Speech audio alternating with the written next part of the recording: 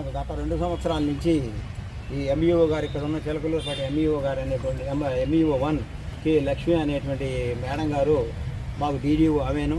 కాకపోతే నాకు రావాల్సినటువంటి ఏరియర్స్ కానీ ఇంకోటి కానీ జీతాల బిల్లు కానీ ఇతరత్ర ఇవ్వకుండా నన్ను చాలా ఇబ్బంది పెడుతున్నది.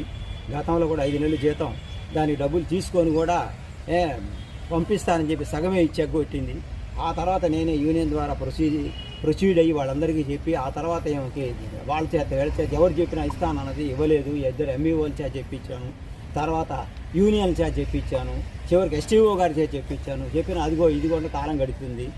గత మన అక్టోబర్ 3వ తారీఖు నాడు నేను గుంటూరు వెళ్ళి ఆర్జేడీ గారిని కలిశాను. ఆర్జేడీ గారిని కలిసి చెప్పి ఆర్జేడీ గారు కూడా వారి కాగితాలు కూడా చూపించాను.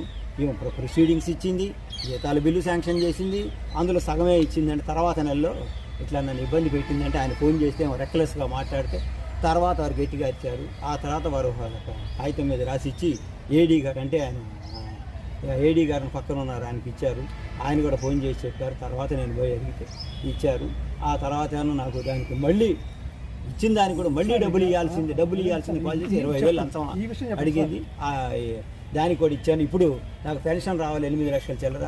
దానికి కూడా చాలా ఎత్తున అడిగితే మా స్కూల్లో పనిచేసేటువంటి శ్రీనివాసరావు గారు, మా ఎంబీ శ్రీనివాసరావు గారిని అడ్డం పెట్టుకొని ఆయన మధ్యవర్తిగా నన్ను చివరికి 30,000కి ఒప్పందం చేసుకుంది. నేను ఇప్పుడు 5వ తారీఖు నాడే ఆమె బిల్లు ఇస్తే నువ్వు డబ్బులు ఇస్తే కానీ ఆమె సంతకం పెట్టదంటే ఇప్పటిదాకా ఆగాను. నేను ఏసీబీ వారికి తెలియజేయడం జరిగింది. వారు వచ్చి రెడీ హ్యాండెడ్గా ఇంటి దగ్గరే పట్టుకోవడం జరిగింది.